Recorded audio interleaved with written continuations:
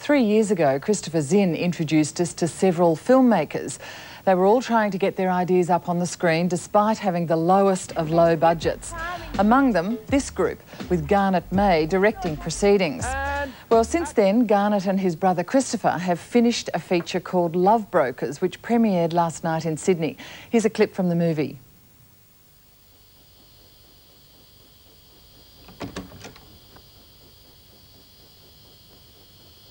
Happy birthday to you.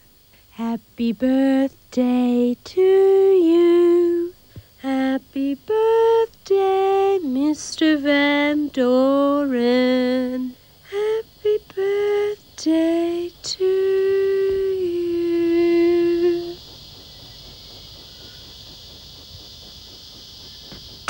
Love Brokers and filmmakers Garnet May and Christopher May join me in the studio. Good morning to both of you. Good morning. How did the premiere go last night, Garnet? You were great. Directing and you act in the film as well, don't you? Mm-hmm. It was a great premiere. We had not quite the numbers we were expecting, but we didn't have too many people walk out either. But no, it was a really good response. The audience laughed in the right places and the wrong places, but yeah, it was cool. What did you think, Christopher? Did it go as well as you hoped? Yeah, we can't really expect anything more than what we got. It was fantastic. Yeah. Just we're basically out there on the street selling our film, so the fact that they listen to us and actually come in and watch it is fantastic. Well, you actually do everything, don't you? But before we get to how you do it, this is an R-rated film, and yet it's supposed to be, what, a romance set in a brothel. Why did you get the R rating? Well tonight. Well, there's a lot of graphic sex scenes in it, basically, and you'll all be gay and bonuses, okay? Okay. yeah, Drug use. it's quite full on. The language is Right, out okay, there. so it's pretty full on. Yeah. And what was your intention with that? Was it to capture what you see as out there on the streets? Yeah, well, it's set in a bordello, so we wanted to create an honest portrayal of a bordello. And I kind of actually wanted it to be more graphic than it turned out, but I had to bring it all back to get the R rating classification. But I kind of think that sex scenes in films are kind of dealt with in a kind of strange way, and I wanted to do it more honestly, and, you know, create this whole bordello where you know, it's a film about sex, really, so. Okay. Now, you two, as I said, you both act in the film. Christopher, was that you with the bandage on? Yeah, I only that just was me getting beat caught up. the end of that, okay. And you're the producer on the film, and Yep. you actually do everything yourselves. Now, you made that film for $10,000. Is that true? A little bit more? We spent more after, but at the time we spent $10,000 on it, like getting it from in the camera to the edit suite. Okay. Yeah. How do you do that? I mean, do you actually have to beg, borrow and steal everything? Yeah, the only thing we paid for was, I mean, it's shot on 35mm, which is like really expensive. How did you get the film stock? We get it for free. That was given to us, yeah.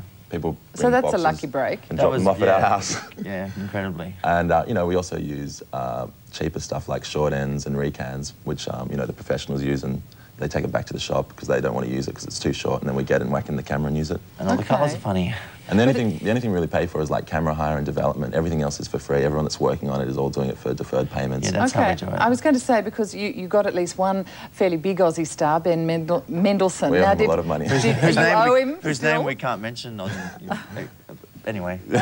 Okay, so he basically waived his fee. Yeah, pretty much. Yeah. Yeah. Well, I mean, if you look at it, it's like you go to an actor, you say, what are you doing for the next week? Do you want to come and be in our film, or do you want to hang out at home? You know, if we sell the film, you'll get $1 million. If we don't. Oh, yeah, you know what I mean? right. Such a great enticement. Yeah, but Ben liked the film, you know, thought it was a lot of fun at the time, and, yeah. and he did, and he's great in the film as well, you know. I'm No, so glad that it's your whole philosophy, is it, to actually make films really cheaply, to be a real sausage factory?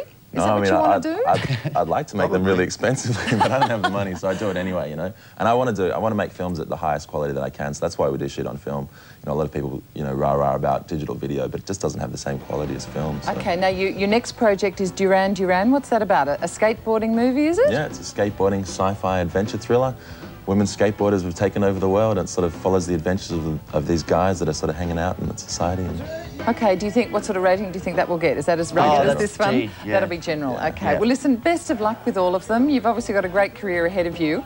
And can I mention that it's at the Valhalla for 2 weeks? Love from Monday? Brokers? Yeah. Yeah, is on at You the can buy Valhalla in tickets off Sydney. us at the Paddington markets, Glebe markets, we'll be there. Yeah. Terrific. Look for the easel. Best of luck to both of you, and thanks for coming in. Thank you, Helen. Thank you.